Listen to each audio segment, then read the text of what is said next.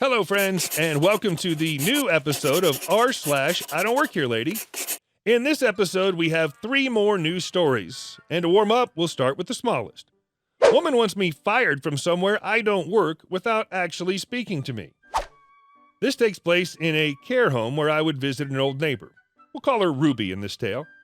Ruby was basically bedridden and often napped while she had visitors. She also had a sweet tooth and loved her ice cream. If she was sleeping when I brought ice cream for her, I had permission to use the fridge in the day room to store this. Visitors could also get themselves a drink there for themselves and those they were visiting. Ruby's room door had a squeaky hinge. This does play a role.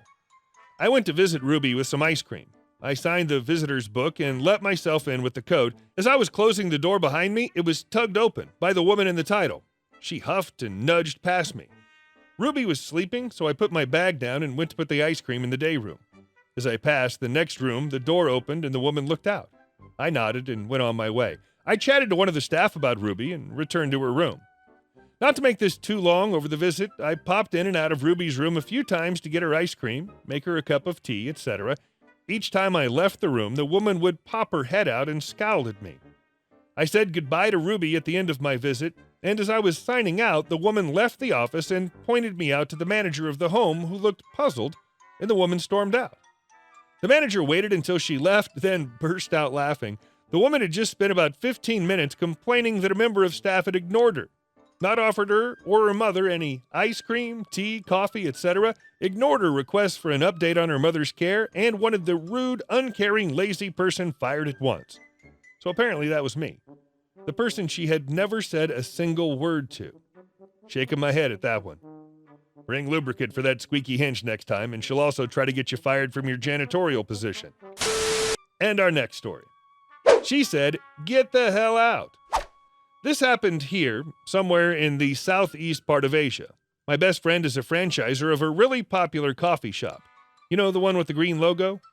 Just a little background. My best friend is the youngest daughter of a successful group of companies, but she grew up in a simple neighborhood with her aunts because her dad wanted her to know what that life was like, the life he grew up in. We met each other at a local park and became best friends. She stayed humble and simple all throughout the years that we've been friends, even when she went back to the luxurious life that her parents wanted her to have. We met when we were 5, and now we're 23, and our bond is stronger than ever. Back to the present. I've always stayed at her shop almost every day because, free coffee, unlimited too. So the baristas and staff basically know me as friends, just as how they treat best friend like a friend. The mornings are always the busiest times, and whenever she and the staff are having a hard time, I help them out with simple chores like cleaning up the tables and washing the plates and utensils. She and her staff are always grateful, and besides, it pleases me to help. One morning, it wasn't as busy as the usual rowdy mornings at the coffee shop, but there was still a line of maybe 4 or 5 customers, most of which are regulars that know us by our faces, but not our names. I still chose to help out. My best friend was behind the counter organizing the pastries, and I was cleaning a table when I suddenly heard an entitled voice say, "Hey, can you clean this table up?" I turned to see where the voice was coming from, and behold, a Karen, sitting on my best friend's cushioned chair like it's hers, with her feet on the low table. I wanted to scream at her, kick her feet off, and mock her. But I can't have my best friend's reputation being tarnished, so I calmed myself down and smiled at her. While wiping the table with a cloth, I gently but loudly told her to wait just a moment. When I came to where Karen was seated, I was all smiles. Me. "What can I—" "Karen, took you long enough." Me. "Oh, sorry about that. I was—" "Karen, never mind." I clenched my jaw hard because of how she interrupted while I was talking. Biggest pet peeve. And with her sickening sarcastic voice, she spoke again. "Karen, would you please be a sweetie and get my order from me?" So I asked her what her order was. Karen, "Caramel macchiato with no sugar and more ice." So I went to the counter and asked the barista if the macchiato was already done. He looked at me confused and said nobody ordered a macchiato. So I went back to Karen and told her that she hadn't ordered anything yet. Karen clicked her tongue and looked at me menacingly. "Are you stupid? You're supposed to make the order." I almost wanted to swing at her face. Me. "Oh, ma'am, I'm not authorized to put in any orders with the cashier. I don't actually work here. You have to make the orders by the counter." Karen. "Oh, really? You don't work here? Why were you cleaning the tables then? Where's your manager? I need a report on the staff that is too lazy to take orders. Me. But ma'am, I don't work here. Karen. Oh, stop it with your lies. Where's the manager? Me. Please calm down. The other customers might be disturbed. Karen. Oh, you're reprimanding me now? Don't you know that my husband is a supervisor of Best Friend's group of companies? He is close to the father of the owner of this place. I can have you fired for disrespecting me. Just then, I hear the firm voice of my best friend. BF. What seems to be the problem, ma'am? Karen's face lights up, thinking that it was the manager. Karen explains how rude I was with declining the favor that she asked of me and that I was being lazy. After Karen's explanation, BF put her hand on my back and told me to go to the counter for now, then asked me to tell the barista to prepare Karen's drink. Karen smiles, leans back on the chair the moment that BF turned around, satisfied, not even reading the chilly atmosphere. Now, BF is nice, and it's just that you should probably avoid being on her bad side. It's always scary when BF is angry. What's funny, though, is that the regulars that were onlookers know how BF gets angry. Right at that moment, they were all silent, probably feeling sorry for Karen already. I hear the barista notify BF that Karen's drink is ready, albeit with a shaky voice. BF hands the drink to Karen, and she had the gall to smirk at BF and lecture her. Karen, next time, choose your staff wisely. One of them is slacking. BF, who might you be talking about, ma'am? Karen looks to the side and nods at the counter, where I was leaning. BF, ma'am, you might have misunderstood. She doesn't work here. She's my best friend. She just helps a lot here. Karen, are you kidding me? Managers bring friends to their jobs now? BF, oh, I'm not the manager. Karen looks bewildered at her. The barista beside me was getting anxious because BF was talking calmly to Karen. Too calm. Karen, what are you then? BF, the owner. I smirked as I saw Karen flinch. She looked wide-eyed at BF. BF, by the way, ma'am, may I ask what your husband's name is? If your husband really is close to my father, don't you think I should have recognized you by now?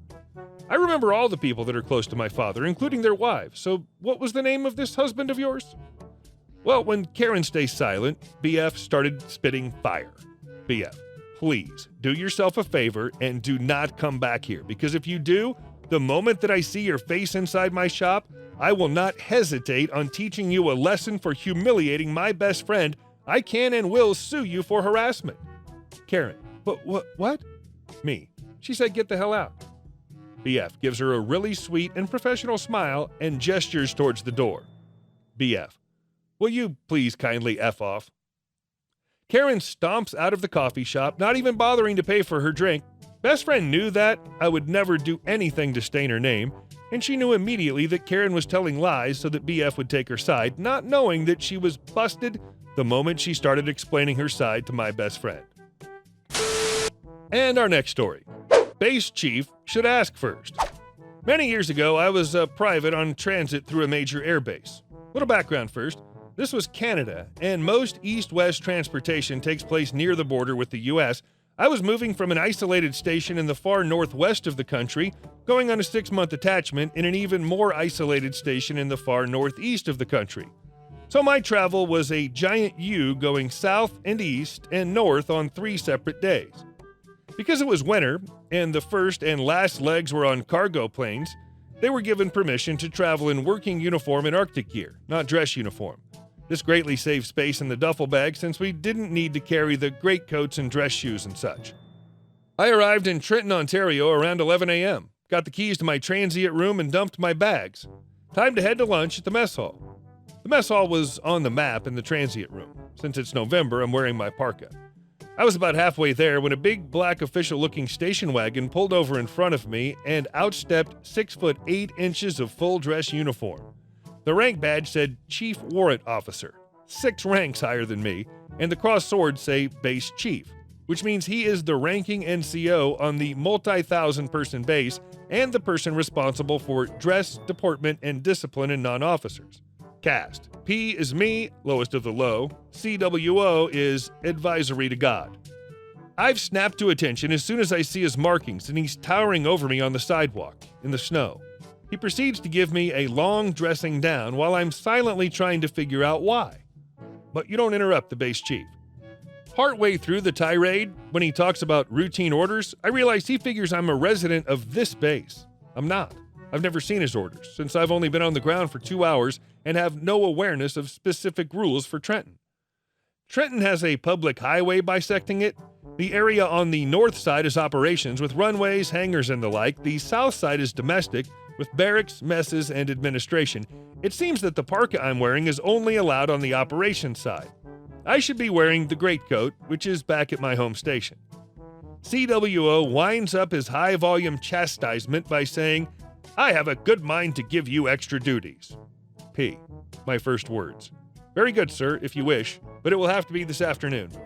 Yes, I know I shouldn't have used sir, but I was PO'd. CWO. Why? P. Because tomorrow at 7 a.m. I fly out for 6 months and alert. CWO. Cluing in. What's your home unit? P. CFS Innovic? No words. He just climbed into his car and drove away. I continued walking to lunch.